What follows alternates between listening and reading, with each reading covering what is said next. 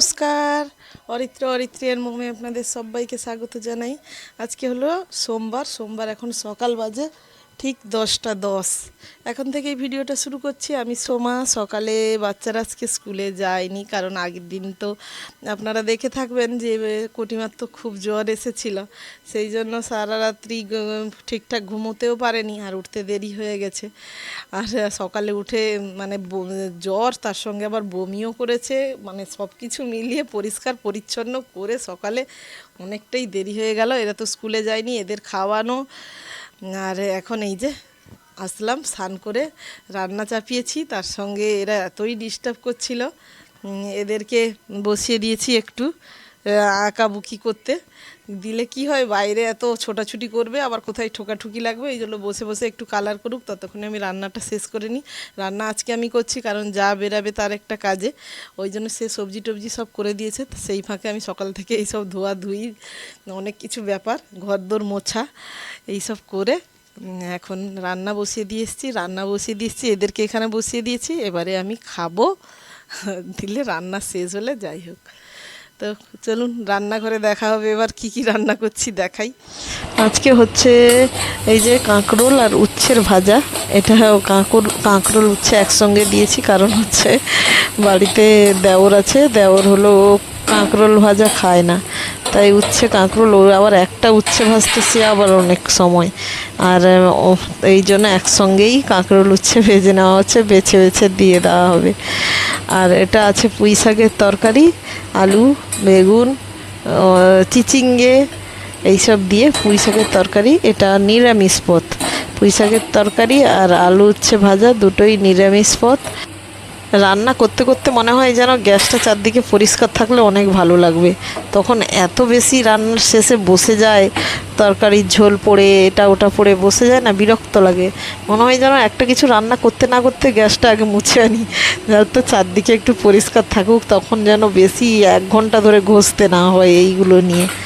তার জন্য এই যে মুছে নেওয়া, এটা অনেকে করে থাকে, আবার অনেকে করেন না, অনেকে আবার এটাও পছন্দ করে না, সব শেষে মুছতে ভালোবাসে। যেরকম আমার যা আছে, ও তার যাই হোক না কেন ওভাবে লাস্টে একদম ক্লিন করে সুন্দর করে মুছবো। আমার আবার এক সাইডে যদি কিছু পড়ে গেছে, এক সাইডে সঙ্গে সঙ্গে মুছে আনি, আবার এদিকে যদি কিছু পড়েছে এদিকে মুছে আনি। আমি আবার এটা করি, লাস্টে তো এমনিতেই মোছা হয়, কিন্তু লাস্টে তখন তাড়াতাড়ি হয়ে যায় আর কি। যে যেরকম ভালোবাসে, যে যার হাতের যে যার যেরকম কাজ আর কি। এটা মাছ নুন হলুদ মাখানো আছে, যা এগুলো কেটে ধুয়ে রেখে গেছে। এই যে এদেরকে কালার দিয়েছিলাম, চলে এসছে দেখাতে, বলছে এ বলছে আমার কমপ্লিট, ও বলছে আমার কমপ্লিট। কটিমা কেমন আছো? হ্যাঁ ঠিকঠাক এখন।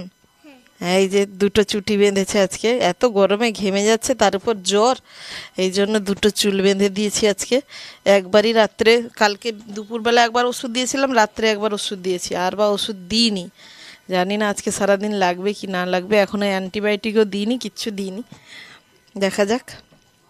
অ্যান্টিবায়োটিক যদি দিতে সেরকম লাগে, নিশ্চয়ই ডক্টরের কাছে গিয়ে জিজ্ঞেস করে দেবো, লেখাবা আছে প্রেসক্রিপশানে, কিন্তু দেবো না, ডক্টর দেখিয়ে আনবো একবার। যদি না ঠিকঠাক হয় তাহলে ডক্টর দেখিয়ে আনতে হবে।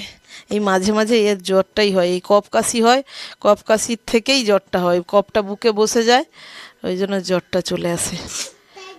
আর একজনের নাকে ফ করে সর্দি। এই যে দুজনকে নিয়ে এই চলছে, আজকে স্কুলে গেল না, এর আগের দিনও এই করে করে। হ্যাঁ দাঁড়াও। তারপর আমি চলে এলাম তরকারি আরেকটা বসিয়ে দিয়ে খেতে চলে এলাম। এবারে বাচ্চাদের আবারও আঁকতে বসিয়ে দিয়ে এসেছি, নাহলে কোথায় ছোটাছুটি করবে। আমি এর মাঝখানে রান্নাটা করে নিই, আর তার মাঝখানে খেতে এলাম। কি খেয়েছি দেখুন, ভাত যেহেতু হয়ে গেছিলো, তাই এখন ঘড়িতে বাজে পুরো 10:30, 10:25, 10:30 নয়। আর এখানে ঢাকা দেওয়া আছে কাঁঠাল, দুটোতেই দেখছি কাঁঠাল দেওয়া আছে ঢাকা। কাঁঠাল খাওয়া হবে, আমি আগে খাই তারপরে কাঁঠাল খাবো। এই যে এখন নিয়ে এসেছি একটা হাতা, বড় হাতাতে একটা হাতা ভাত, আর একটা হাতা ভাত নিয়ে এসেছি, তার সঙ্গে নিয়ে এসেছি কয়েকটা মাত্র হাতে গোনা 4-6টা চিংড়ি মাছ, আর একটুখানি পেঁয়াজ একটা, যেহেতু কাঁচা পেঁয়াজ হলে ভালো হতো, কাঁচা পেঁয়াজ আমি খাবো না, হোমিওপ্যাথি ওষুধ খাচ্ছি, ওই জন্য কাঁচা পেঁয়াজ খাচ্ছি না। চিংড়ি মাছ, আর তার সঙ্গে দিয়েছি না এই যে বড়ি ভাজা কৌটোতে থাকে, সেই বড়ি ভাজার যে গুঁড়োগুলো লাস্টে থাকে, ওইগুলো অনেক দিন থেকে ছিল, আমি ওইগুলো 1-2 চিমটা নিয়ে গুনে দিয়েছি, ওপরে ছড়িয়ে দিয়েছি। ওইটা ওইটাই দিয়ে এখনও সব একসঙ্গে ভেজে এনেছি, একটা কাঁচা লঙ্কা, এটা দিয়ে এক হাতা ভাত নিয়েছি, দিয়ে বসে পড়েছি। কারণ কাঁঠালটা খেতে হবে তো, তাই পেট ভর্তি করে ভাত খাবো না এখন, 10:30টার সময় খাচ্ছি, তারপরে আবার দুপুরবেলা এক হাতা খানিক এরকম ভাত নিয়ে নেবো, ব্যাস হয়ে গেল। এই যে শাশুড়ি মা বসে শুয়ে আছে, ঘুমোচ্ছে। শ্বশুরমশাই আর যা গেছে বাইরে, কাজ আছে, জায়ের একটু আর্জেন্ট কাজ আছে, তাই শ্বশুরমশাই গেছে। এই যে আর একটা ছেলে এলো, তার বাবার সঙ্গে ঘুরে ঘুরে বাইরে গেছিল, কারণ তার মা যাওয়ার সময় দেখতে পেয়ে যাবে বলে তার বাবা একটু বাইরের দিকে নিয়ে চলে গেছিলো, তাকে স্নান টান করিয়ে দিয়ে গেছে, তার চুলও বাঁধা হয়নি। এই হচ্ছে ব্যাপার। আজকে তার বাবার পরীক্ষা, যে কিভাবে রাখবে। তার মা যদি তাড়াতাড়ি চলে এলো তো ঠিক আছে, কিন্তু তার মা আজকেই তার বাবা রাখছিল, সেদিন আমরা রাখছিলাম, তার বাবা আর মা গেছিলো, আজকে তার দাদু আর মা গেছে, তার বাবা রেখেছে, কিন্তু আজকেই তার মা খুব তাড়াতাড়ি চলে এসছে, তাড়াতাড়ি কাজ হয়ে গিয়ে চলে এসছে। আর তার বাবার আর পরীক্ষাটা বেশিক্ষণ নেওয়া হয়নি। এই যে লাস্টে এবারে কাঁঠাল নিয়ে বসছি, কাঁঠাল একটু খাবো। আর তার বাবা আবার চুল বেঁধে দিচ্ছে, দেখুন সকলে।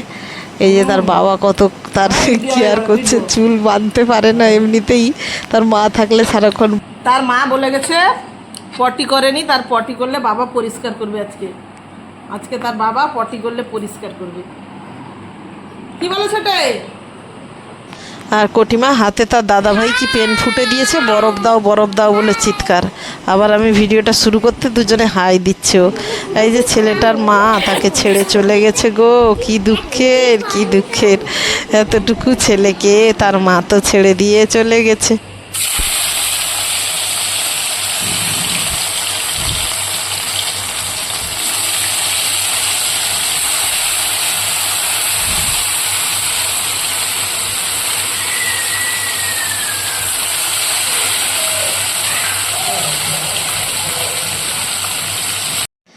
এখন আবার ঠিক ঘড়িতে বেজেছিল বিকেল 4টে, 4:30 এরকম হবে।